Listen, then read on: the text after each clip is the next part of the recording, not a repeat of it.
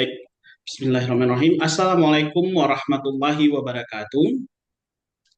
Waalaikumsalam Salam warahmatullahi sejahtera, selamat pagi Bapak-bapak dan Ibu-ibu semua yang ada di sini. Semoga diberi kesehatan dan juga semangat untuk belajar. Yang mana di sini bahwa sebelum saya memasuki tema kita, dunia semakin banyak perubahan, terutama di media ataupun teknologi dan juga digital. Nah, di sini saya ingin menyampaikan pepatah tentang teknologi yang bisa menjadi renungan. Teknologi adalah pedang bermata dua. Teknologi adalah alat, tapi bukan tujuan. Dan kemajuan teknologi seharusnya mempermudah, bukan memperumit. Gitu. Nah, untuk terlebih dahulu sebelum kita lanjut ke jenjang yang selanjutnya, saya izinkan saya untuk memperkenalkan nama saya Muhammad Andika Saputra dan saya lahir di Banda Aceh dengan tanggal 15 Juli 1995. Saat ini saya bekerja di staf administrasi di bagian staf administrasi BLK di Senakeltran Kabupaten Aceh Besar dan juga saya berpengalaman menjadi asisten pelatihan pemrograman IT software.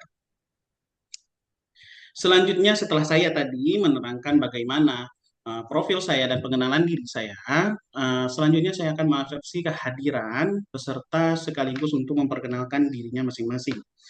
Yang namanya saya panggil, silahkan untuk memperkenalkan dirinya kepada Bapak Riza Agustian, dipersilahkan. Terima kasih Bapak, sungguh pengalaman yang luar biasa dan sangat cocok dalam program pelatihan atau yang akan kita lakukan nantinya. Dan selanjutnya kepada Saudara Ihsan Karunia. Oke, sungguh bagus Bapak. Pak Ihsan, memang walaupun usia kita sangat muda, namun perubahan teknologi dan digital itu sangat jauh di bawah, sangat jauh ke depan dari umur kita. Jadi Bapak memang harus giat belajar mengenai bagaimana teknologi dan digital itu perkembangan secara pesat. Nah, untuk informasi pelatihan yang di sini harus saya jelaskan terutama kita apabila terjadi hal-hal yang kita tidak inginkan, musibah atau bencana, di sini kita ada keluar pintu keluar sebelah kanan yaitu jalur evakuasi dan juga titik kumpul untuk berkumpulnya itu di luar lapangan. Dan dalam kegiatan ini kita harus memiliki waktu yang disiplin, terutama ketepatan waktu. Dan karena kegiatan kita ini akan kita mulai dari jam 8 sampai jam 4 sore. Jadi saya harap untuk peserta memiliki kedisiplinan waktu sehingga kita bisa mengikuti kegiatan secara fokus dan baik. Nah, untuk selanjutnya peserta juga diharapkan untuk mematikan HP atau mensilentkan HP-nya agar demi kenyamanan sesama peserta agar tidak terganggu dan fokus terhadap kegiatan pelatihan nantinya. Setelah itu ada kita juga harus menjaga kebersihan yang mana kita ketahui bahwa kebersihan itu adalah sebagian dari iman. Karena orang yang beriman ya tentu bersih dan suci. Jadi kita harap ruangan kita itu bersih dari gangguan apapun. Dan apabila Bapak Ibu memiliki keperluan untuk buang air besar dan juga kecil, kita menyediakan di sebelah kanan kita ada toilet dan itu bagi perempuan dan juga uh, pria.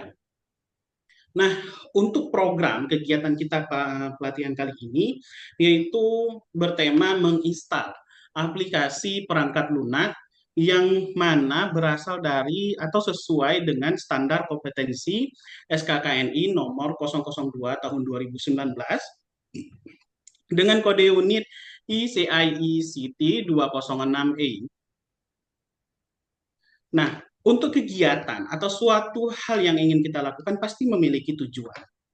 Nah, tujuan kegiatan atau pelatihan yang akan kita lakukan yaitu setelah mengikuti pelatihan ini, peserta dapat menjelaskan dan mampu mempraktekkan menginstal aplikasi perangkat lunak secara teliti dan cermat. Nah, di sini saya akan memberikan sedikit kata pepatah atau motivasi bagi Bapak Ibu, yaitu tidak ada kata terlambat untuk belajar. Perubahan terjadi karena kita mau belajar. Karena apa?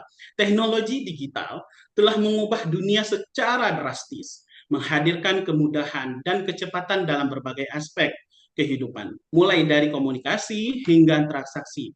Era digital ini dicirikan oleh peralihan dari cara kerja manual ke otomatis, komputer berbasis komputer dan internet yang membuka berbagai peluang baru, namun juga tantangan yang perlu kita hadapi.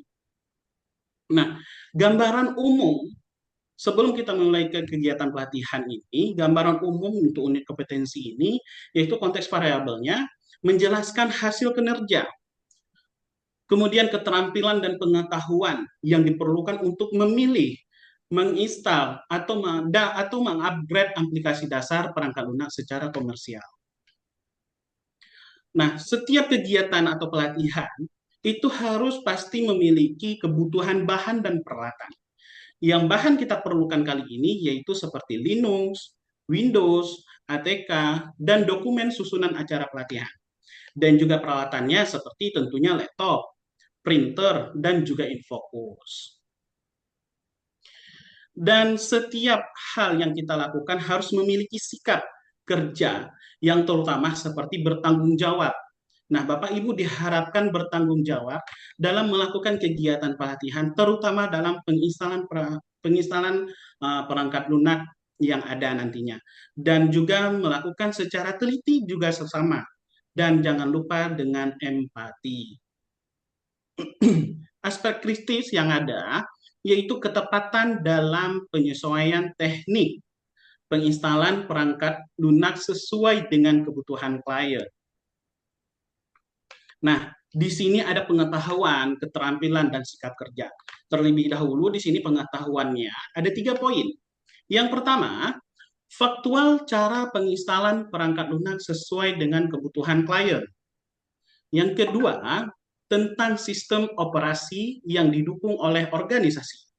Dan yang ketiga, itu tentang program aplikasi perangkat lunak baru atau upgrade.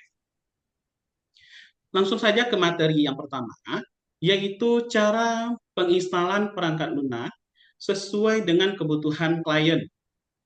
Yang pertama, perangkat lunak atau software adalah sekumpulan data elektronik yang tersimpan dan dikendalikan oleh komputer, yang berisi instruksi atau program yang menjalankan berbagai fungsi pada perangkat keras.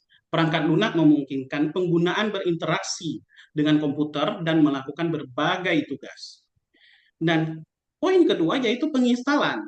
Penginstalan perangkat lunak sesuai dengan kebutuhan klien. Pastikan untuk memahami kebutuhan klien. Terlebih dahulu, ikuti langkah-langkah instalasi yang umum. Dan terakhir, lakukan uji coba dan juga untuk memastikan perangkat lunak untuk berfungsi dengan baik. Nah, ada poin yang mana saya sebutkan yaitu untuk memahami kebutuhan klien. Kita pada saat sebelum penginstalan perangkat lunak kepada klien, kita harus mengetahui apa sih kebutuhan-kebutuhan klien itu. Yang pertama adalah mengidentifikasi tujuan penggunaan perangkat lunak. Nah, klien kadang ingin menggunakan perangkat lunak untuk apa? Misalnya pengolahan kata, desain grafis, pengembangan web, atau dan lain-lainnya. Nah, setelah kita mengidentifikasi, lanjut ke tentukan fitur yang dibutuhkan oleh klien. Fitur apa saja sih yang esensial bagi klien? Mungkin perlu dukungan bahasa, format file tentunya, opsi keamanan, dan juga lain-lainnya. Kemudian perhatikan batasan perangkat keras. Ini yang penting. Terkadang klien ingin menginginkan perangkat lunak yang high, yang tinggi. Namun sedangkan kapasitasnya itu perangkat yang keras yang dimilikinya tidak sesuai dengan apa yang akan kita instalkan. Maka itu pastikan komputer klien memenuhi spesifikasi minimum perangkat lunak yang akan kita install. Jika tidak, pertimbangkan untuk merekomendasikan peningkatan atau perangkat lunak yang secara alternatif. Dan kemudian kita harus pahami preferensi klien.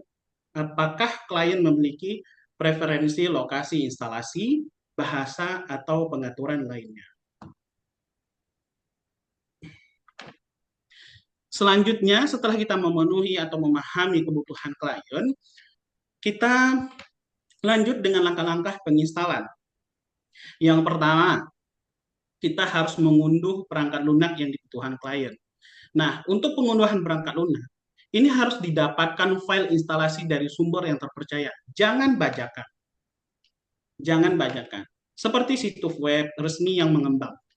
Kemudian, lanjuti dengan ikuti petunjuk instalasi. Pilih lokasi instalasi, pilih folder tempat perangkat lunak yang akan dipasang, kemudian lanjut dengan pilihan komponen yang akan diinstal, dan disetujui lisensinya pada saat penginstalan setelah kita pemilihan komponen. Kemudian tentukan pengaturan tambahan jika ada, atau opsi tambahan sesuai dengan kebutuhan, misalnya pintasan desktop, menu start, dan lain-lain. Setelah melakukan itu semua, tunggu hingga selesai. Proses instalasi mungkin membutuhkan waktu beberapa saat. Nah, setelah kita melakukan instalisasi pada perangkat lunak, kita wajib melakukan yang namanya uji coba. Apakah yang telah kita install itu berjalan dengan baik, sesuaikah tidak, atau bagaimana? Maka setelah instalasi selesai, buka perangkat lunak dan pastikan berfungsi dengan baik dan lakukan pengujian pada fitur-fitur utamanya.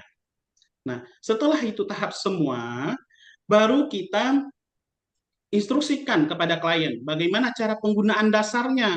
Karena yang nantinya menggunakan aplikasi tersebut adalah klien kita, bukan kita. Maka itu jelaskan kepada klien cara membuka, terutama menutup dan menggunakan fitur-fitur dasar perangkat lunaknya, agar kedepannya mereka bisa menjalankan instalisasi yang sudah kita install itu berjalan dengan baik.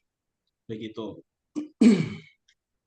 Nah, selanjutnya, sebelum saya melanjutkan untuk praktek kerja dengan teori yang sudah saya jelaskan, apakah Bapak Ibu paham atau mengerti dengan bagaimana cara menginstal perangkat lunak? Saya ingin bertanya kepada Bapak Ibu, silahkan mungkin kepada Bapak Riza Agustian, kepada Bapak kami persilakan. Oke Bapak, dengan jawaban Bapak bisa dapat saya terangkan bahwa Bapak memahami bagaimana nanti tahap-tahapan instalisasi dan bagaimana nanti prakteknya akan kita bahas ke depan. Jadi tetap fokus pada kegiatan kita pada hari ini dan saya harap ini adalah pembelajaran yang sangat penting dan juga sangat diminati oleh kaum muda dan juga yang kaum-kaum sudah lanjut usia. Karena yang namanya digital tidak mengenal usia. Nah, untuk praktek kerja yang akan kita lakukan nantinya, yaitu ada langkah-langkah kerjanya. Yang pertama seperti tadi, melakukan pengunduhan perangkat lunak. Setelah melakukan pengunduhan, yaitu kemudian melanjutkan dengan melaksanakan penginstalan terhadap perangkat lunak sesuai dengan petunjuk instalisasi. Nah, kemudian melakukan evaluasi penginstalan perangkat lunak, melakukan evaluasi hasil penginstalan perangkat lunak. Nah, di sini kita akan mempraktekkan nantinya melakukan penginstalan perangkat lunak sesuai dengan kebutuhan klien. Seperti yang dapat saya contohkan, ini adalah klien membutuhkan itu penginstalan Windows 10 di perangkat kerasnya, di komputernya, laptopnya. Nah, ini adalah cara-cara bagaimana kita melakukan penginstalan sesuai dengan kebutuhan klien. Nanti Bapak bisa lakukan, kita lakukan bersama dengan instruksi yang sudah ada dan materi yang sudah saya jelaskan tadinya.